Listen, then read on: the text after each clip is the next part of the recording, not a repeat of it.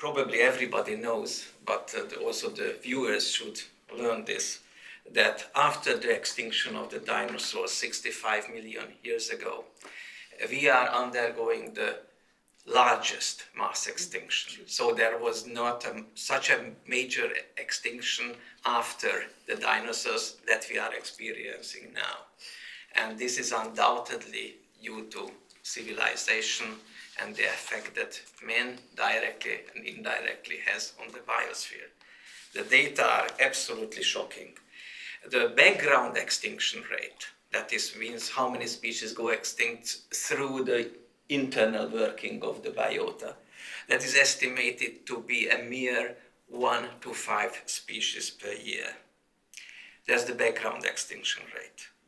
The estimates say that the current extinction rate is at least 1,000 times that high, maybe 10,000 times that high. That means that literally a few dozen species go extinct every day while we are sitting here. That means that by 2050, it may well be that up to 50% of the currently existing species will have gone extinct. I mean, this is not a joke. I think that this really has to be taken seriously. We are under the times of an enormous crisis. Question that you can ask, does that matter? Well, yes. The simplest approach is the following. We said that nature and what nature produces has also an aesthetic appeal, right? You can view the creatures in biology as you are viewing pieces of art or beautiful castles and so on. Now, at the minimum, what the data suggests you that 40 years from now, you might be living in the demolished ruins of a once beautiful castle. Now that by itself is a disgusting sight and an unpleasant feeling. But I think that the answer is much more profound. The answer is that what you don't know is how much of the resilience of the original system remains after 10% of extinct species, 20%, 30% extinct species. Let me mention you some example that I haven't personally encountered, but I was reported, so I am one step away from the person who saw it. He was on a Russian aeroplane flying between Kazakhstan and, I don't know, Uzbekistan or whatever. And they noticed that the screws in the wings of the aeroplane were vibrating, right? Turning a little. And occasionally one of them flew away. And then they started betting, whether there will be sufficient screws left before they can land the journey. But with the biosphere, there is nowhere to land, right? You have to remain in flight all the time. And then the question arises, okay, but the Russians, did they have replaced the screws every now and then? But can you replace the species when they are going extinct at such a rate? And especially many of them you don't actually know closely enough. That means that you haven't sequenced them. So I think that there is a very serious crisis that we have to address. Now, as to the scientific grasp of diversity, I'm afraid I have to correct you a little bit. In this case, it was not the physicists who took the lead. And not only, I already mentioned that the first theory of complexity is undoubtedly due to Darwin. The second thing that I want... No, Adam Smith. Oh, yeah, okay, okay, yes. Any other bits? Okay, but... It's true. Okay, I would say natural complexity. Then I narrow. No, this is actually very important. Now, for Darwin, the diversity of the living world was, the sine qua non, because that is the variation is on which natural selection acts. That's one thing. The second thing is that nonlinear systems, which we are so fascinated by, became really important in the golden age of theoretical ecology. That's the 1930s. It was due to the work of people like Lotka, Volterra, Kostitsyn, and the others. And there you were able, I have to say, well before it happened in economy, to appreciate the question of multiple equilibria and these kinds of things. So that comes, that was triggered by biology, and then it went over to different areas of physics. So yes, I think that there is a rational way to grasp diversity, to estimate it, to estimate the rates of diversity change. I think that the far more complicated issues are, what are we going to do in order to prevent this incredible prophecy of 50% of the species gone extinct in 40 years from now? Okay, that's yours. So we've known about this for a while, right? And this is not a new revelation. I guess the numbers are pretty shocking. But it seems to me that at least we've made an attempt to the US, I don't know about Europe, to try to do environmental assessments before you put in new buildings, before you put in new roads. And in some cases that actually is looking at species that are endangered. But, you know, where are these species going? Is it simply where people are, or is it maybe because of other changes that are occurring in other parts of the world? Can you give us a little demographics here? Okay, there are direct effects, undoubtedly, when people just simply hunt them down. You know, one of the first very famous cases was the dodo in Mauritius. The dodo was a huge and actually incredibly sweet and funny-looking bird that was killed by the people. So 100 years after the invasion of Mauritius by people, the dodo and several other species on Mauritius went extinct due to direct human intervention. So these are the hunting, overfishing, these kinds of things produces a lot of extinctions.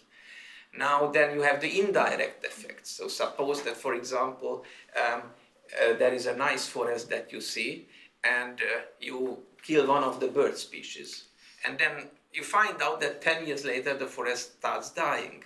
I'm talking about concrete examples, and you are wondering why. What did this bird has to do? And then somebody tells you from the Aborigines that they knew that the seed of this plant has to go through the guts of this bird, and only after having gone through gets the seed fertile, ready to germinate. Now if you kill, okay, so you have these cascading effects, right, which are indirect but in a way directly followable logical consequences of what you did. And then now comes something from physics. If you think that, and there are some indications, at least partly, that the biosphere or parts of the biosphere, an ecosystem, is in what is called a self-organized critical state, then of course the extinction of any species might trigger an avalanche of a big size. Right? So that's again a danger, because you could say, okay, well, at most one or two more species and that's it. But what if it happens, and that is what we cannot know because you don't know so many details. What if the extinction of one species all of a sudden causes the extinction of 1,000 species in a very short time? So these are the different causes that, and climate change, of course, contributes to them. Helga? Yeah. I would like to complement what you said by bringing in the one species that has become the dominant species, namely us. And if you ever went on a safari to one of the game parks in Africa, it's quite an aha impression you get there when you see these herds of gazelles that are left in Africa, and you get the feeling what it must have been to live on the earth where humans were in the minority. Mm-hmm. Now we are in the majority, in a vast majority. We are growing even bigger. We will soon be 12 billion. And this means extinction of species, because we are pushing them out. As to what to do about it, I mean, there's an idea, isn't it, due to Myers, that there are so-called diversity hotspots, and if we try to identify them and protect those particular small areas, that will have a disproportionate effect on cutting down the number of extinctions. Is that something which is still believed and could be helpful? Partly. It's a related a little bit this Noah's Ark approach. Yes. Right? Now there are two things that one has to consider: the concept of minimum viable population size. Yes. It's not only one sexual pair usually; it has to be much bigger. Depends on the particle population, and then you can ask what is the minimum viable ecosystem size. That's one thing. The other thing is that it's, I think, a mistake, and that has been realized, to focus on things like the rainforest, because the rainforest is where it is, right? The maintenance of the tundra and the taiga is equally important, even though the species number is much lower. So it's not a biodiversity hotspot in the traditional sense, but you could argue that the loss would be even more critical because you start with a much smaller number of species anyway. So I mean, I think what you should do is not so much this biodiversity hotspot thing, but you have to try to preserve a fair number of sufficiently different ecosystems. Whether they are species rich or not, that's another matter.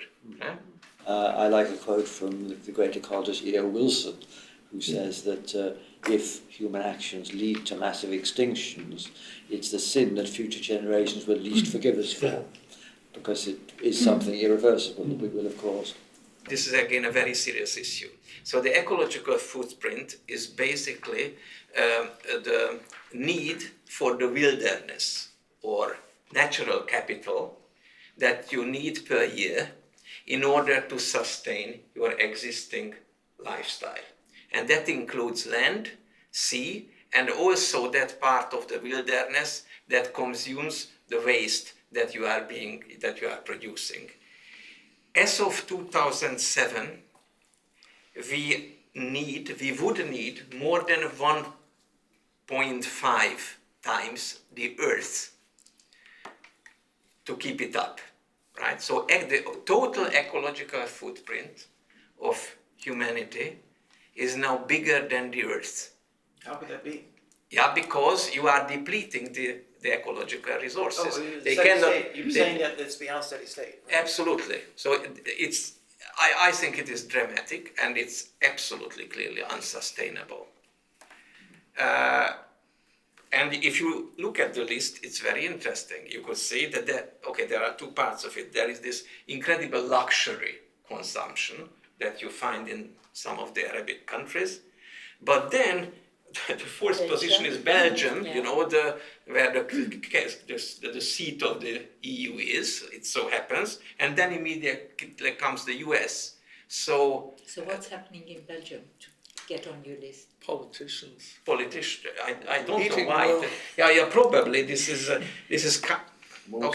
It's also because it's small, because it's density. But this is but there are many this small is slightly countries misleading in because it's population density, and Singapore must be pretty high on that list. No, we are talking about per capita. We have this per capita ecological footprint of the country, and Yes. Singapore is actually at the end of the first 1/3. So Singapore is not nearly as bad as these other countries. And I'm happy to say Hungary is somewhere in the middle, it's lower than Singapore. So, apart from this list per country, the total ecological footprint is what is really shocking, right? So obviously the current biota cannot sustain the kind of civilization and economy that we are doing right now. And it's not 1.1, and 1.5 that is over by 50%, that you cannot say that it's insignificant. We have problems with diversity, we have problems with the footprint. There are many different suggestions for what to do, like vegetarianism, like changing agriculture, like renewable energy. Some people also think that we should somehow interact with the planet and try to do something about the climate problem by sequestering carbon dioxide, sort of planetary engineering kind of thing. some people argue that we should use biotechnology to do something about this. Would that be a wise path to take, do you think, Martin? Well, I think we know that climate change is occurring. We project that it will be very serious by the end of the century, and not enough action has been taken in the short term. I mean, as to what that action should be, I think the best is to speed up the transition to more economical use of fuels and to renewable energy. And I personally am pessimistic about anything actually emerging from the Paris meeting, despite all the goodwill. And I think the best prospect will be to accelerate research and development into clean energy, so as to develop it faster, bring down the cost more quickly, so that countries like India are less under pressure to build more coal-fired power stations to meet their growing energy needs. So I think the need for more R&D into clean energy should be prioritised. How do you feel about nuclear energy as an option? Well, in fact, I personally think that fourth generation R&D into nuclear energy should be done because it's stagnated for 30 years. The design is now being used at 30 years old. I certainly think that I was involved in some campaign to try and increase public funding of R&D. And for political reasons, we left out nuclear because there was no chance that Japan and Germany would come on board if we did that. But I personally think it's good that indeed there's some supplementary funding coming from mainly philanthropists in the US to support fourth generation nuclear. So I think it should be at least explored. So I raise it because India just announced that they ordered 6 nuclear power plants from Westinghouse. Mm-hmm. So at least they seem to be moving in that direction. Yep, yes. But those are old designs, of course, and we can probably do better. My personal view about climate change is that, obviously it's long term, and I doubt that anything very much will be done to cut the annual CO2 emissions in the next 20 years. But 20 years from now, we will know for sure just what the so-called climate sensitivity is, in terms of how much is the temperature rising for each additional amount of CO2. We know that, and we'll have better climate modellings. And if that indeed seems to be a rapid rise, and we're going to dangerous territory, I think there will then be pressure for what you were mentioning, in other words, geoengineering, to try and combat the effects of warming by, for instance, putting lots of stuff into the upper atmosphere. That is something which could be done. Indeed, it's frighteningly cheap, and I think it would be rather dangerous to do that without being very, very confident that we had the right climatic models, we knew what the consequences would be. But my scenario is that not enough will be done in the next 20 years. If in 20 years it's clear to everyone that climate change is leading us towards really serious problems globally, then there'd be pressure for a quick fix, which would be geoengineering. And that would be rather dangerous. Could it also be sort of considering the carbon and the CO2 not only as a pollutant but also as a resource in the wrong place and suck it down into the soil? Of course, other technologies, clean energy from solar or even nuclear is a possibility. But if we can, of course, capture all the carbon and sequester it, then that would be a way out. But there are interesting new developments, what they are doing in Iceland now. Now this has been known for some time, but now they actually did it. So to solidify the carbon more quickly. Yes. So you need basalt rocks, but you can also have other kinds of rocks that are suitable. Yes. And you can speed up considerably and turn the carbon that is captured and stored into stones within 2 years. Yes. So, this is that's a very exciting development. It's a major step forward, and it's feasible. Yes, so it's not just, in the pipeline, it's actually being done. Yes, but is it... Once it's done in one place, it can also be done in other places. Yes, it can be scaled, that's very good. Yes. But you need to get the industry on board. And in the case of renewable energies, and in particular nuclear, if you have public resistance and you have it in large parts of Europe, you're not going to get anywhere. No, that's right. And it also overshadows, the other issues where people are much more willing and open to go along. Yes. So it's a very fine line to Yes, tread yes. in promoting Yes, it. but a global carbon tax would be something which would be a prerequisite probably for actually doing carbon sequestration on a big scale. because Economists clearly tell it us costs- unless it's global, it will not work. That's right, And so- the yeah, global yeah. is, Yeah. it's a utopia, economic utopia. One thing we're realizing in economics is that if you take a game theoretic point of view, what we've been trying to do is to get an umbrella overall agreement worldwide fostered by the UN.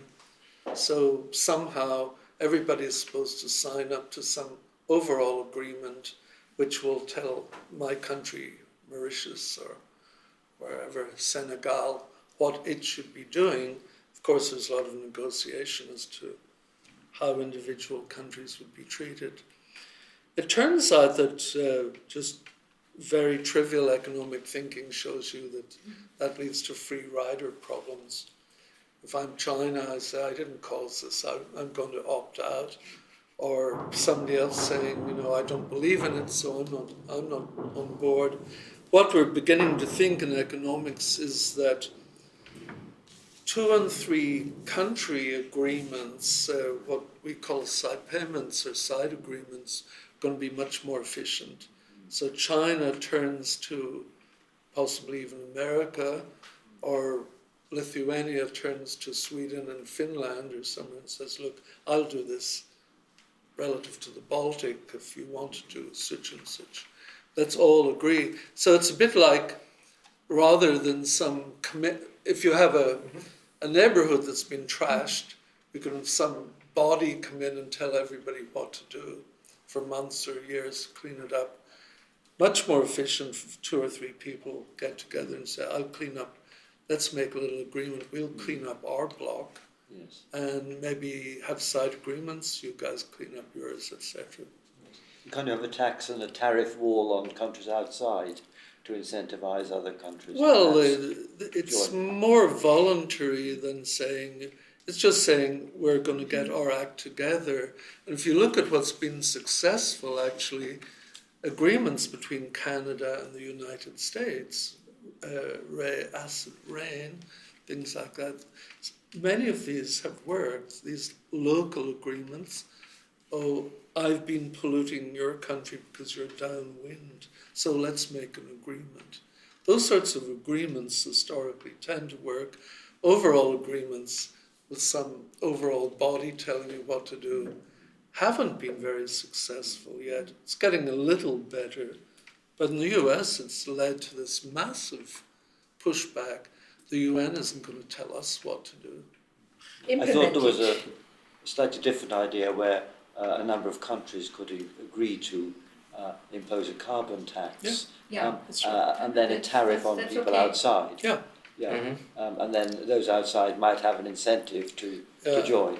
I think the point is that there's many instruments, or there's many possibilities for thinking about carbon emissions and other pollutants.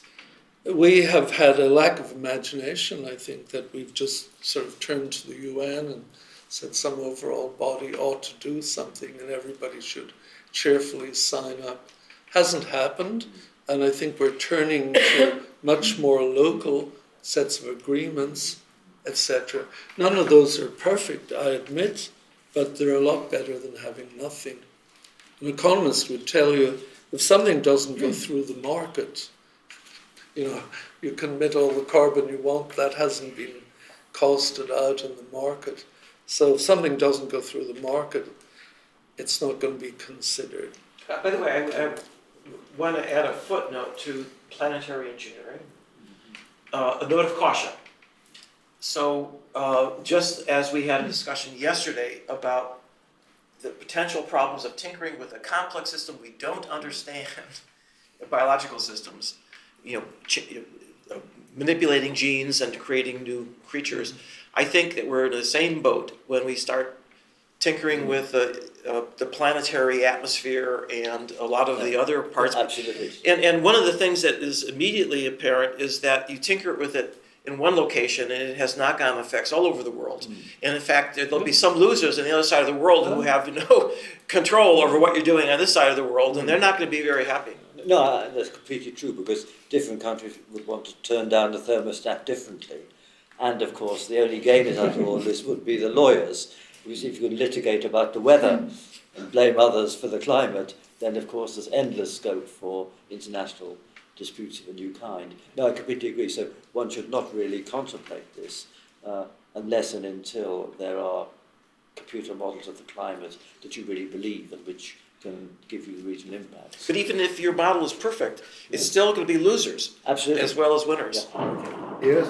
You want I also have a footnote to your footnote. Okay. It's confirmatory, and I have a question to Brian.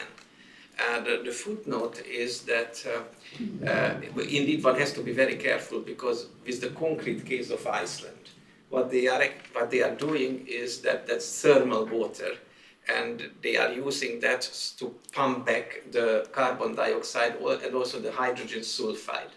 Now down there it will be anoxic conditions, and if you have to get the carbon dioxide and the hydrogen sulfide, it's the food for methanogenetic bacteria, right?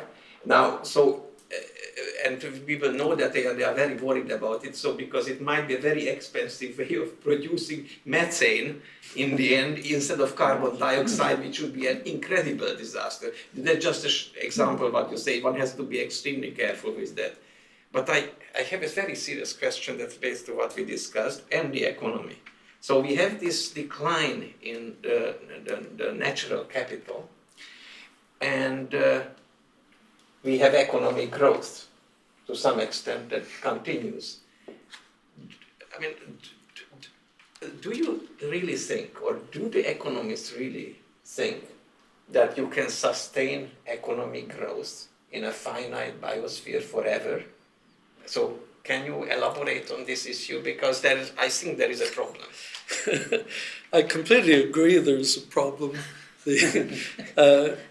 Let me take the economists first. Most good economists, thoughtful ones that I know, and there are plenty of those, do not think that we need economic growth at the expense of the biosphere. I think that might have been true 50 years ago or even in the 1960s, but most of us are by now considerably more enlightened than that, thanks to people like you. So I wouldn't blame the economics profession for putting that kind of thinking out there. It's actually politicians, as I see it. At least I hear this again and again, politically, especially in the United States. Well, there's a choice. We want to grow, and it's like George W. Bush Sr. or George W.H. Bush. We'll be up to our ears in spotted owls if we let these clowns tell us what to do. That's pretty much a direct quote. So politicians seem to think that there's a trade-off between economic growth and taking proper care of, I hope I'm not offending you here, taking proper care of the environment. I think very good research, be this political or sociological or technological or economic, shows that you can have reasonably have both. But we need to give a lot of thought as to what we're doing. Do we need Soviet-style, old-fashioned factories? China's trying to get rid of those. Do we need to just pump out pollution all over the place without cleaning it up? I think we can have both. The good thing, in my opinion, is that the economy is becoming more and more digital. We've debated whether that's a good thing, but one good aspect of things becoming more digitized is that it's using fewer natural resources by and large. So if I don't need to send a package anymore, I can send an email. Maybe pretty soon we won't need freighters spilling oil all over the place on seaways. We will be able to have other forms of energy, etc. Maybe we will be able to have a much lower energy footprint because so many things are being delivered digitally. I'm not saying this is a wonder, but we're going in the right direction with the economy. And I very much like the idea that is getting through, I think, to society and politicians and economists as well, that it's not costless to just pump effluent into some river, like choose your river, maybe the Yangtze or the Yellow River, or the Danube for that matter, as might have been done 50 years ago. We are starting to wake up. And that brings me to a remedy, Tor, that I want to mention. We've had various, you asked the question, what should we do about all of this? And several of us here came up with, I think, very good, if not solutions, indications, possibly more nuclear, possibly more of this or less of that. One thing I want to mention is that I believe what we truly need is a different set of attitudes to nature. And there's a lot of argument as to, well, let me put it this way. I and many other people have studied major difficulties in the past. We had slavery in the United States up until the 1860s. We had, as I said, maybe yesterday, we had wretched conditions in factories in Europe and particularly in England in the 1850s. What seems to happen is a very slow change in attitudes. Unless there's a build-up of change in attitudes. It's not right to take fellow human beings and enslave them. It's not right to take small children or women and make them work 10-hour days or 14-hour days, or men for that matter. So once public attitudes start to shift, then you see this other machinery kick in. And I believe attitudes start actually in kindergarten. Mm-hmm. I was taught as a 4-year-old, 5-year-old when I went to school that we owned the world. God made the world. Who did God make the world for? Well, largely the Irish, but also for other human beings besides us. Such nonsense. Well, I was taught that God gave us dominion over the yes, animals. That's right. Yes. That's why the Pope had to correct what the Church was saying. So I think, Tor, that we'd get a great deal forward if just a minor shift saying, look, maybe all of this is God-given, etc. Just a sec. But we don't own it. To go back to the famous speech of Chief Seattle, the earth does not belong to us, we belong to the earth. If that much could be got over to 5-year-olds, I think that there'd be a lot of change of attitude. We know that in the last 30 years, social attitudes towards smoking and drink driving have changed very much.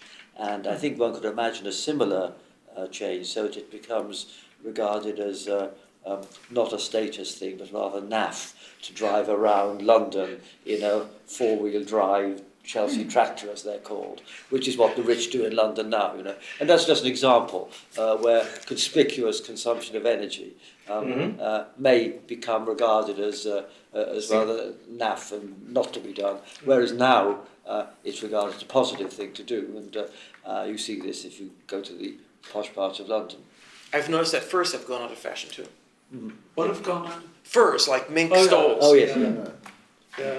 If we take this change of attitude issue, I wonder what does science contribute here? If you just reflect for a moment, is the attitude of science towards nature, the attitude of science towards human beings or human societies. Is that part of the solution or part of the problem? Is the way science is dealing and talking about nature, is that part of the attitude we need, or is that the attitude we used to have? Well, because science doesn't have any ethics literally associated with it. But I think you're right that it's the wisdom of the East that is often quoted. The other nice quote is Gandhi saying the world provides enough for everyone's need, but not for everyone's greed, which is a very nice aphorism. But I think as regards science, I mean, there is a problem with the public perception of science, which again is very regionally diverse. I mean, GM crops, for instance, have been accepted in the United States. There's been absurd opposition within Europe to them. And clearly there are many scientific developments which are helpful in all these contexts and are not realized as such. So I think there is an issue here, as there is in many biomedical areas, of the scientists engaging with the public and through them to the politicians. We'll come back to education later today in the afternoon session.